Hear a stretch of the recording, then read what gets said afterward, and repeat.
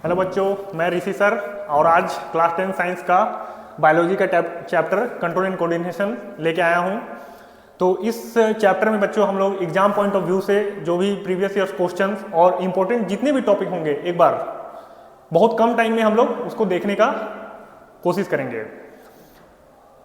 Chapter 10 class 10 का जो control and coordination chapter है ये हमें बताता है, जैसे मैं अभी बेसिकली कंट्रोल एंड कोऑर्डिनेशन जो हेडिंग है क्या बताता है, ये नाम सुन के ही लगता है ना कि कंट्रोल करना और कोऑर्डिनेट करना। कोऑर्डिनेट करना क्या हो सकता है? मैं आपके सामने खड़ा होके कैमरे में देख के बोर्ड पे अटेंशन दे के पढ़ाने का कोशिश जो कर रहा हूँ, ये सारा का सारा फंक्शन कहीं ना कहीं कोऑर्डिनेशन पे बेस्ड है, कहीं ना कहीं कोऑर्डिनेट किया जा रहा है।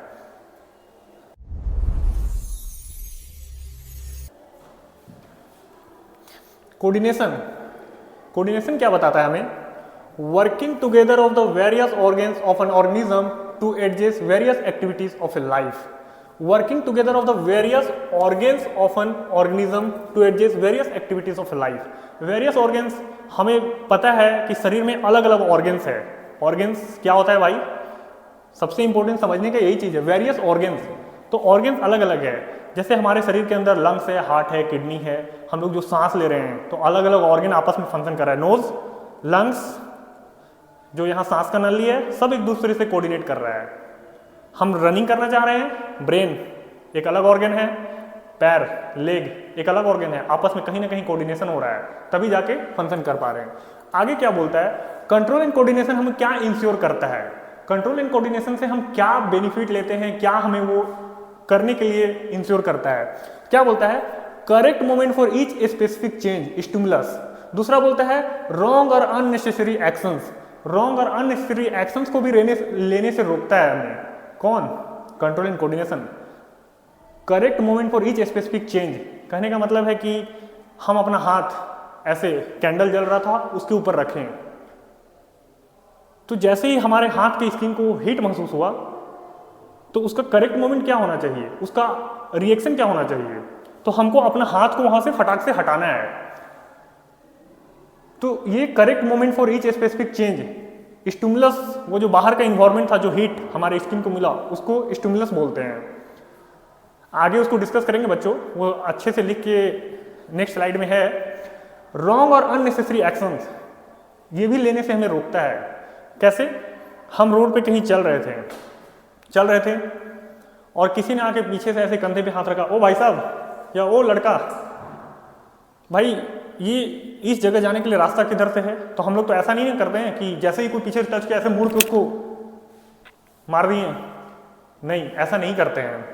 तो वो कहीं ना कहीं में रॉन्ग और अननेसेसरी एक्शंस लेने से रोकता है, और अगर वैसा करते हैं तो भाई फिर तुम अपना इलाज कराओ जाके। आगे क्या है? कंट्रोल एंड कोऑर्डिनेशन जो है, कोऑर्डिनेशंस ये हम लोग एनिमल्स में भी पढ़ेंगे और प्लांट में भी पढ़ेंगे, बट पहले most probably we are going to discuss about coordination in animals. क्या बोलता है? Nervous system associated with neurons और endocrine system associated with hormones. Nervous system associated with neurons, endocrine system associated with hormones. जो nervous system है, nervous system जिसमें हमारा brain और spinal cord, जिसमें न्यूरॉन्स फंक्शंस करता है, और endocrine system associated with hormones, जिसमें हमारा हार्मोन्स यहाँ पे केमिकल्स का बात हो रहा है। देखिए, कोऑर्डिनेशन इन प्लांट्स हम लोग आगे पढ़ेंगे। Coordination in animals, we too are animals, हम लोग भी जो यहाँ पे हैं सारे के सारे लोग एनिमल्स या ह्यूमन बींग्स जितने भी हैं, एनिमल्स मतलब वो एनिमल्स नहीं जो रोड पे घूम रहा है, हम लोग भी उसी में आते हैं। तो देखिए, कोऑर्डिनेशन इन एनिमल्स कैसे होता है? इसको दो भाग में बांटा गया है, nervous system, endocrine system. Endocrine system में कौन आता है? हार्मोन्स आता है। हार्मोन्स केमिकल्स, वो केमिकल्स है। इसको हम लोग later part of the chapter पढ़ेंगे। फिलहाल हम लोग नर्वस सिस्टम, जिसको बोलते हैं जो हमारा ब्रेन से कंट्रोल होता है, इसके बारे में डिस्कस करने जा रहे हैं। क्या बोलता है? नर्वस सिस्टम को फर्दर हम लोग जाते हैं तो सेंट्रल और पेरिफेरल दो पार्ट में डिवाइड करते हैं। Central nervous system, peripheral nervous system. इसको हम लोग क्या बोलते हैं? सीएनएस भी बोलते हैं।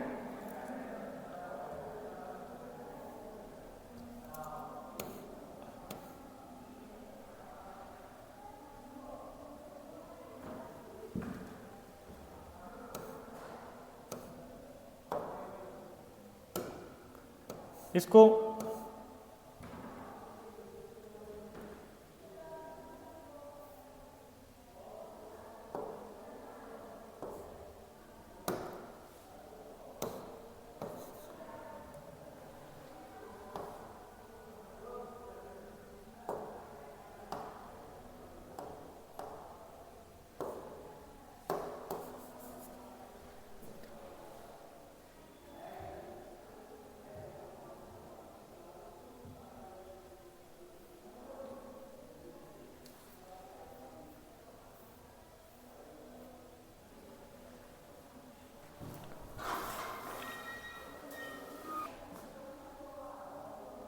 हाँ तो भाई हम लोग डिस्कस कर रहे थे coordination in animals nervous system, जिसमें हमारा दो पार्ट आता है। फर्दर जाके इसका क्लासिफिकेशन सेंट्रल नर्वस सिस्टम और पेरिफेरल नर्वस सिस्टम में हम लोग करते हैं। सेंट्रल नर्वस सिस्टम को सीएनएस भी कहा जाता है और पेरिफेरल नर्वस सिस्टम को पीएनएस।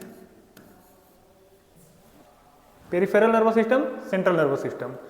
सेंट्रल नर्वस सिस्टम में हमारा ब्रेन और स्पाइनल कोड, और पेरिफेरल नर्वस सिस्टम में आता है क्रेनियल नर्व्स और स्पाइनल नर्व्स। तो हम लोग इसके बारे में भी अभी डिस्कस करेंगे। तो सेंट्रल नर्वस सिस्टम को सबसे पहले ध्यान देते हैं। सेंट्रल नर्वस सिस्टम में हमारा आता है ब्रेन। अरे वही भाई दिमाग जो तुम्हारे दोस्त के पास नहीं होता है। Brain, fore brain, mid brain और हिंड ब्रेन। ब्रेन का टोटल 3 पार्ट है। स्पाइनल कोड, ये जो हम लोग यहाँ खड़ा होते हैं पीछे साइड से, यहाँ से देखना माथा से एक पूंछ टाइप का कुछ निकलता है, और ये पीछे ये जो स्पाइनल कोड है भाई, ये जो पीछे में बोन होता है उसको, वर्टिबल कॉलम को स्पाइनल कोड नहीं समझना है। ये जो ऐसे करके ऐसे ऐसे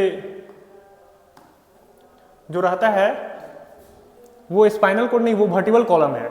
ये हॉलो स्ट्रक्चर होता है और इसमें ये जो है ना स्पाइनल कोड, यहां से बहुत सारा थ्रेड लाइक स्ट्रक्चर,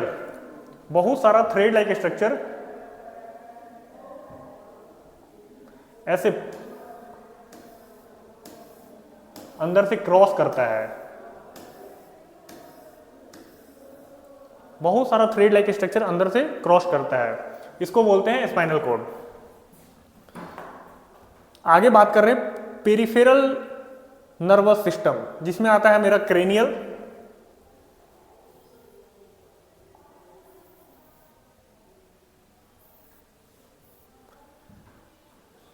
क्रेनियल में 2 पार्ट। क्रेनियल का क्या है, ये जो देखिए cranial arises from the brain, तो यहां से हमारा जो नर्व्स जो होता है वो ब्रेन से एराइज करता है, और spinal nerves arises from spinal cord. तो बॉडी को कंट्रोल करने के लिए 2 जगह से नर्व्स एराइज होता है। यहाँ ब्रेन से एराइज होता है जो इधर बॉडी में फैला हुआ रहता है, और ये स्पाइनल कोड से बहुत सारा नर्व्स जो हाथ पैर हर जगह पहुंचा हुआ रहता है, तो इसको बोलते हैं स्पाइनल नर्व्स। यहाँ पे देखो भाई, ये ब्रेन है, तो मेरा जो क्रेनियल नर्व्स होता है ये यहाँ से, क्रेनियल नर्व्स यहाँ से निकलेगा ऐसे, ये यहाँ से ब्रेन से निकलता है, और ये देखिए स्पाइनल कोड है, और स्पाइनल नर्व्स ये देखिए स्पाइनल कोड से बहुत सारा रस्सी नुमा structure, thread like structure arises from spinal cord. आगे ये 2 टर्म है, इसको जानना बहुत ही आवश्यक है। क्या बोलते हैं, स्टिमुलस या स्टिमुलाई। स्टिमुलस या स्टिमुलाई, इसमें क्या होता है कि सपोज करो बहुत लेजी बच्चा जो अपना क्लास का हो, संडे का दिन था और पता चला कि वो 11 बजे तक मस्त सो रहा था, और उधर से मम्मी आती हैं और एक ठंडा पानी एकदम मस्त ठंडे के टाइम में उसके ऊपर ऐसे करके डालती हैं, फटाक से वो ऐसे करके उठता है, और उठने के बाद जो रिएक्शन होता है उसको बोलते हैं रिस्पॉन्स करना। तो स्टिमुलस क्या बोलता है, any change in the environment internal और external that produces response in an organism, example light, sound, smell, touch, temperature, कुछ भी चीज हो जो चेंज करता है इन्वायरमेंट को इंटरनली या एक्सटर्नली और produces response in an organism. अब बताओ भाई, वो ठंडा पानी जो डाला गया वो क्या था, तुम्हारा इन्वायरमेंट क्या था, मस्त ठंडी के दिन में रजाई तान के तुम सो रहे थे, ऊपर से पता चला कि कोई एकदम ठंडा पानी डाल दिया, एक्सटर्नल स्टिमुलाई है उसको बोल सकते हैं। या फिर अचानक से तुम सो के उठे और घर से बाहर निकले और अचानक से आंख में तेज धूप पड़ता है, तो ऐसे करके हम लोग क्या अपने आप को बचाने का कोशिश करते हैं। तो वो जो सनलाइट था, जो सन का रेज था, वो जो पड़ा वो मेरा एक्सटर्नल स्टिमुलाई था, जिसके कारण क्या होता है हमारे अंदर चेंज आता है, change in environment that produces response in an organism. कैसे? Light, sound, smell, touch, temperature, ये सबके कारण आ सकता है कहीं ना कहीं। जैसे कहीं खाना बन रहा हो बहुत टेस्टी, जैसे पिज्ज़ा, बर्गर, अब पता चला कि नोज में जैसे ही स्मेल आया, अब पता नहीं मन में अजीब अजीब सा ख्याली पुलाव बनने लगता है कि काश हमको भी कहीं मिलता। तो ये सारा का सारा काम जो हो रहा है वो किसके कारण हो रहा है? स्टिमुलाई या स्टिमुलस के कारण। अब बोलते हैं रिसेप्टर्स। तो ये जो स्टिमुलस को आइडेंटिफाई करने का काम होता है कि हाँ यार अभी ठंडी लग रही है, हाँ यार अभी बहुत हीट महसूस हो रहा है या बहुत गर्म है, हाँ यार बहुत टेस्टी खाना बन रहा है, ये सारा काम रिसेप्टर्स के थ्रू किया जाता है। और रिसेप्टर्स क्या होता है? सेल्स और ग्रुप ऑफ सेल्स, या तो वो एक सिंगल सेल्स भी हो सकता है या ग्रुप ऑफ सेल्स हो सकता है, present in sense organ that detect stimuli and convert them into nerve impulse, जो कि स्टिमुलाई को डिटेक्ट करता है और उसको नर्व इंपल्स में कन्वर्ट करता है। तो यहाँ ध्यान देने वाला बात है बच्चों, रिसेप्टर्स क्या होता है? एक सिंगल सेल भी हो सकता है या ग्रुप ऑफ सेल्स हो सकता है, present in sense organ that detect stimuli and convert them into nerve impulse, जो कि एक्सटर्नल या इंटरनल स्टिमुलाई को डिटेक्ट करते हैं और उसके बाद नर्व इंपल्स में कन्वर्ट करते हैं। नर्व इंपल्स में कन्वर्ट करने का मतलब मैं एक सिंपल सा भाषा में बता रहा हूं। सपोज करो कि ऐसे करके कैंडल जल रहा है और हम अपना हाथ रखे, तो मेरा जो ये स्किन है, स्किन में भी रिसेप्टर्स है और वो हीट को वो डिटेक्ट करता है। और डिटेक्ट करने के बाद अगर सोचो कि डिटेक्ट करने के बाद वो नर्व इंपल्स में ना कन्वर्ट करे, तो हम पता चला कि अपना हाथ वहीं रखे हुए हैं और पूरा ये शरीर ही जल के राख, बचा ही नहीं। तो रिसेप्टर्स कितने टाइप का होता है ये ध्यान देने वाला बात है। सबसे पहले यहाँ पे देखिए फोटो रिसेप्टर्स, अपने आंख से बहुत अच्छा चीज देखने का शौक होता है बच्चों। लोकेशन आंख का रेटिना में पाया जाता है। Function detect light and help in vision, किसी भी चीज को देखने का या लाइट को डिटेक्ट करने का फंक्शन फोटो रिसेप्टर्स का होता है। यहाँ पे है फोनो रिसेप्टर्स। अरे फोनो रिसेप्टर्स वही रात को जो तुम लोग फोनियाते हो, फोन पे बात करते हो ना सब कोई, फोनो रिसेप्टर्स, लोकेशन, इनर ईयर। अरे भाई फोनो रिसेप्टर्स वो नहीं होता है। फोनो रिसेप्टर जो हम लोग बात करते हैं किसी का ऑडियो को सुनना, किसी का साउंड को सुनना या उस साउंड को सुन के डिटेक्ट करके अपने ब्रेन तक, सेंट्रल नर्वस सिस्टम तक पहुंचाना, ये काम है फोनो रिसेप्टर का। देखो यहाँ पे inner ear detect sound, vibration and help in hearing, सुनने में भी वही मदद करता है। आगे बोलते हैं थर्मो रिसेप्टर्स। क्या है? Thermo receptors. लोकेशन कहाँ है? स्किन पे। फंक्शन क्या है? डिटेक्ट टेम्परेचर चेंज, हॉट और कोल्ड। कहीं पे भी पूरा बॉडी में थर्मो रिसेप्टर्स प्रेजेंट है। सिर्फ स्किन बोल रहे हैं मतलब फुल बॉडी, हीट, कोल्ड, सब चीज को डिटेक्ट कर सकता है। ऑल्फैक्टरी रिसेप्टर्स पता है कहाँ प्रेजेंट होता है? नाक में। क्या बोलते हैं इसमें? Location nose, function detect smells और ऑर्डर्स। कुछ अच्छा अगर खुशबू आ रहा है, कहीं खाना बन रहा है तो भी उसको डिटेक्ट करते हैं, या वो जो मरा हुआ कहीं कुछ देखते हैं जो दुर्गंध आता है वो भी किसके थ्रू? ऑल्फैक्टरी रिसेप्टर्स के थ्रू डिटेक्ट करते हैं। अब आते हैं हम लोग last and the best, gustatory receptors, जिसको बोलते हैं लोकेशन ऑन टंग। ये जो टंग है इसमें पाया जाता है गस्टेटरी रिसेप्टर्स। इसका फंक्शन क्या होता है? डिटेक्ट करना टेस्ट को, सॉल्टी और बिटर। सपोज करो मम्मी कभी दाल बनाई, अब बहुत बच्चों का तो ये नखड़ा रहता है कि दाल नहीं खाना है हमको, और पता चला कि मम्मी को बोले कैसे कि हमको खाने का मन नहीं है, तो बहुत ऐसे बोलेंगे मम्मी आज मेरा गस्टेटरी रिसेप्टर्स को दाल अच्छा ही नहीं लग रहा है। अगर मम्मी साइंस का टीचर होगी तो पता चला कि अपना चप्पल खोल के चपलाना स्टार्ट कर दी, और नहीं तो फिर मान जाएगी, कहेगी कि वाह मेरा बेटा तो आज कुछ एडवांस बोल रहा है। नेक्स्ट देखिए यहाँ पे स्टिमुलस रिसेप्टर। अब देखते हैं हम लोग रिस्पॉन्स। रिस्पॉन्स क्या है? The reaction of the organism to a stimulus, example moving hand away from hot object. ये जो यहाँ पे दिखा रहा है द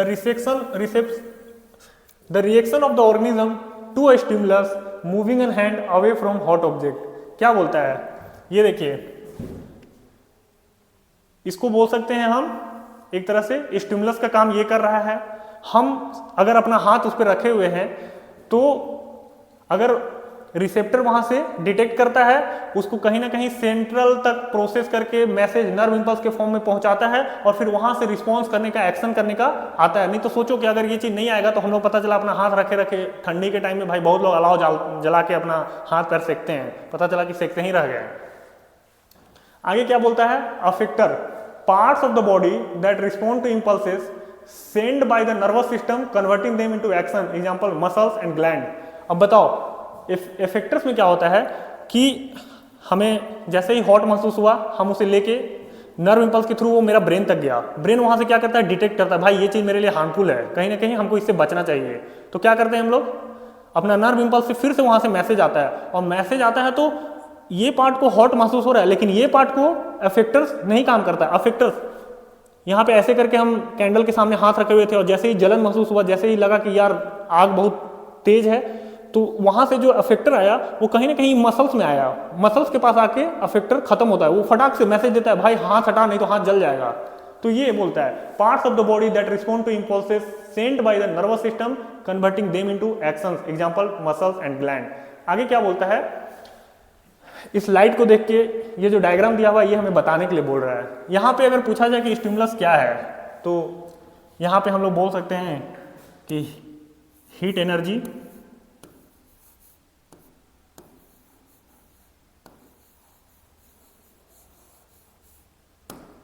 स्टिमुलस का काम कर रहा है। रिसेप्टर क्या है, स्किन में कौन सा रिसेप्टर प्रेजेंट होता है, थाइमोरिसेप्टर।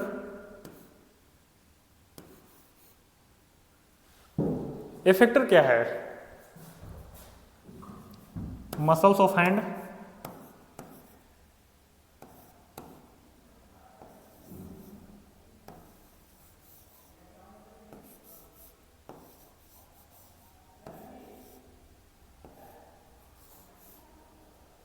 रिस्पॉन्स क्या है, हाथ को वहां से हटाना।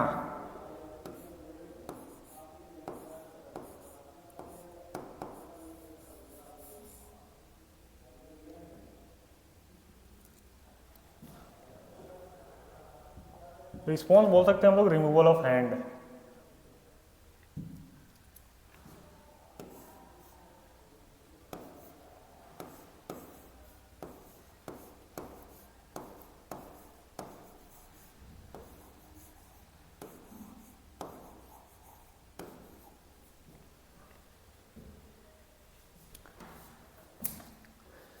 नेक्स्ट बच्चों, हम लोग अब न्यूरॉन्स, जो हमारा पूरा फंक्शन नर्वस